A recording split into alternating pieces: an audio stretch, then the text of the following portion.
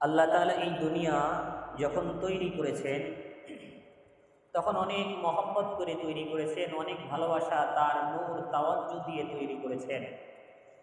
দুনিয়াতে মানুষ যখন শুরু থেকে আসতেছে আবার যাইতেছে, দুনিয়াটাকে আল্লাহ পবিত্র করে বানাইছিলেন। এরপরে মানুষের ধারাবাহিকতায় আসা যাওয়ার এই চক্রের মধ্যে মানুষের শয়তানি কাজকর্ম আর কূটকৌশলের মাধ্যমে মানুষের আচার ব্যবহার, তাদের শয়তানের সাথে যোগসাদেশ, তাদের সাথে সম্পর্কের কারণে মানুষের চিন্তা ভাবনার মধ্যে নোংরামি ঢুকার কারণে দুনিয়ার যেই নূর, দুনিয়ার মধ্যে আল্লাহ যে রহমত দিয়েছিলেন সেগুলো ধীরে ধীরে নিঃশেষ হয়ে যাচ্ছে। মানুষের কর্মের কারণেই এই দুনিয়াটা শেষ হয়ে যাবে। দুনিয়ার প্রত্যেকটি বস্তুর মধ্যে আল্লাহ যেই রূপ দিয়েছিলেন, আল্লাহর হেদায়েতের যেই নূর দিয়েছিলেন, এটা মানুষের কর্মের কারণে পৃথিবীর প্রত্যেকটি বস্তু থেকে তার জীবনী শক্তি নষ্ট হয়ে যাবে। পৃথিবীতে অবস্থিত যত জিনিস আল্লাহ তৈরি করেছেন এর মধ্যে রুহানি যে একটি শক্তি, এই শক্তি মানুষের নাফরমানের কারণে, মানুষের কর্মের কারণে এগুলো শেষ হয়ে যাবে। আপনি ঘরের মধ্যে খাট পালং তৈরি করেছেন, কাঠের অনেক জিনিসগুলো তৈরি করেছেন। প্রথমে যখন এটা ঘরে রাখেন তখন এটা খুব মজবুত থাকে, মোটামুটি 10 বছর 15 বছর স্থায়িত্ব হয়, লাস্টিং করে। এরপরে ধীরে ধীরে এর ভিতরের যে শক্তি এটা শেষ হতে থাকে, তার কার্যক্ষমতা কমতে থাকে। কখনো ভিতরে ঘুনি পোকা ধরে, বিভিন্ন ধরনের পোকামাকড় ভিতরে ঢুকে আপনার এই আসবাবপত্র নষ্ট করে ফেলে। এর ফলে এক সময় এটা একদম অকার্যকর হয়ে যায়, ভেঙে যায়। তো আল্লাহ দুনিয়াতে মানুষ তৈরি করেছেন, আর মানুষকে চালানোর জন্য যা কিছু আল্লাহ তৈরি করেছেন সবগুলোই আল্লাহ পরিপূর্ণরূপে রূপ দিয়ে এর ভিতরে রহমত এবং বরকত দিয়ে ভরপুর করে দিয়েছিলেন। কিন্তু মানুষের কর্মের কারণে দুনিয়ার এই বস্তুগুলোর কার্যক্ষমতা ধীরে ধীরে চলে যাবে। কিয়ামত যখন হবে পৃথিবীর কোনো কিছুই আর ভালো থাকবে না, সব কিছু নষ্ট হয়ে যাবে। আমরা দেখতেছি ধীরে ধীরে আমাদের খাবার, আমাদের আবহাওয়া, আমাদের রাত দিনের যেই নিয়ামতগুলো আমরা ভোগ করি, এই নিয়ামতগুলো ধীরে ধীরে আমাদের থেকে চলে যাচ্ছে। এই নিয়ামতগুলো উল্টো আমাদের উপর গজবে পরিণত হচ্ছে। একটি সময় ছিল, বর্তমানে যে ভূমিকম্পগুলো হয়, এত ভূমিকম্প ছিল না। বিজ্ঞানীদের মতে বর্তমানে পৃথিবীতে প্রতি বছর প্রায় 5 লক্ষ বার পৃথিবী ভূমিকম্প তৈরি হয়। আজ থেকে আপনি 50 বছর 100 বছর আগে এত ভূমিকম্প ছিল না। এখন আপনি দেখেন আমাদের খাবারের মধ্যে আমরা আর মিষ্টতা খুঁজে পাই না, খাবারের মধ্যে আর স্বাদ নাই।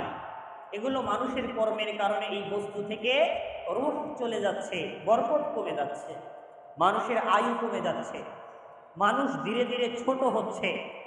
আপনি যত পিছনে যাবেন মানুষের দেহের গঠন, তাদের স্বাস্থ্য সুস্থতা অনেক বেশি ছিল। আপনি যত সামনে যাবেন তত কমতে থাকবে।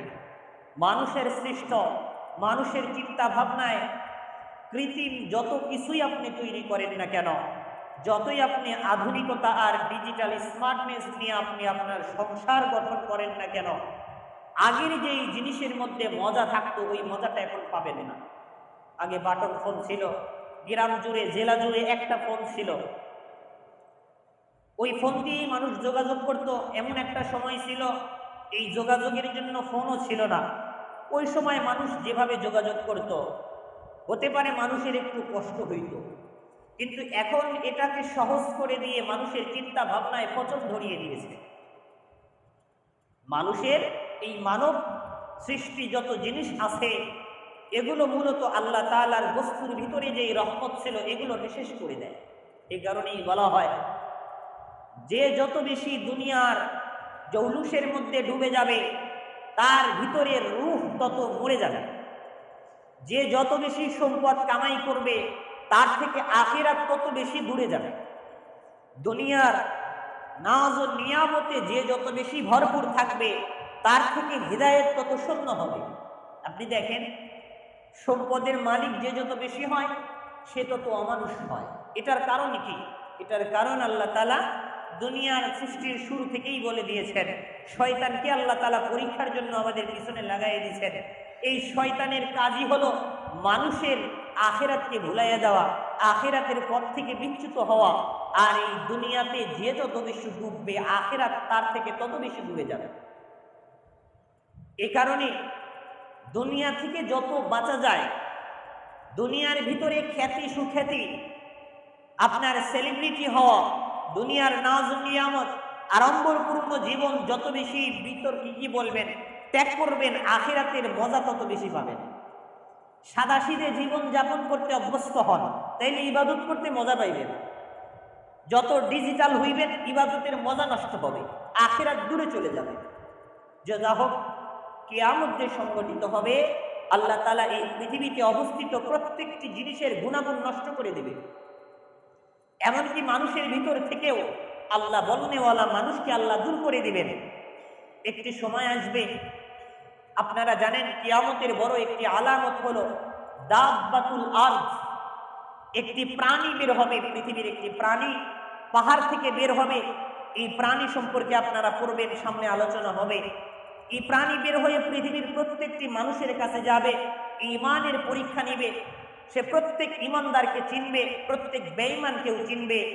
তার কাছে দুটি নিদর্শন থাকবে, সেইগুলো দিয়ে ঈমানদার এবং বেঈমান যারা থাকবে এদের মধ্যে পার্থক্য তৈরি করে দিবেন।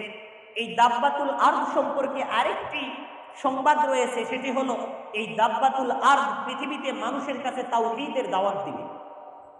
মানুষের কাছে তাওহীদের দাওয়াত দিবে, সৎ কাজের আদেশ করবে, অসৎ কাজ থেকে নিষেধ করবে। আচ্ছা, মানুষ থাকতে আল্লাহ কেন প্রাণীর মাধ্যমে আল্লাহর একাত্মবাদের প্রচার দুনিয়াতে আল্লাহ করবেন? এটার কারণ হলো মানুষ যখন আল্লাহর একত্ববাদের কাজ ছেড়ে দিবে, আল্লাহর এই একত্ববাদের কাজ দুনিয়াতে আল্লাহ তাআলার নাম বুলন্দ করার কাজ, এটা কখনোই বন্ধ থাকবে না। মানুষ করে না, তাতে কি হয়েছে আল্লাহ জানোয়ার দিয়ে করাবে। কেমন পরিস্থিতি হবে? মানুষের মুখে আল্লাহ নামটা আসবে না।